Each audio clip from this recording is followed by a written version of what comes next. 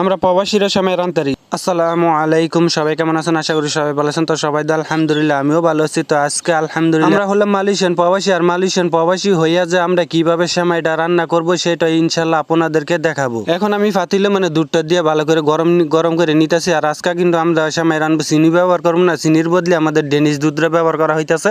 প্রচুর মিষ্টি হয়ে থাকে ডেনিশ দুধ, এই কারণে দিয়া ভালো করে এখন গরম করে নিতেছি।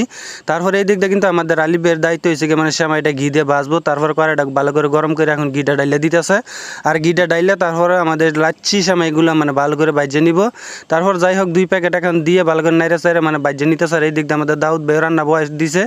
আর এই দিকটা কিন্তু আলিফ ভাই সুন্দরভাবে আমাদের সেমাইটা ভালো করে বাইজে নিতেছে। আর আমরা কিন্তু বাংলাদেশে পণ্য ব্যবহার করতেছি এখানে লাচ্ছি সেমাই।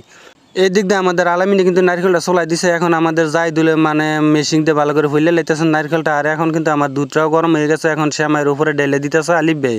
তারপর দুধটা ডালা শেষ হইলে তারপর আমাদের নারকেলটা দিয়ে দিব এখন আলিফ ভাই। তারপরে আমাদের এই সময় হইলো রান্না শেষ হয়ে গেল। তো আমরা প্রবাসীর এইভাবে সময় রান্না করে থাকি। কেমন হয়েছে অবশ্যই কমেন্টে জানাইবেন।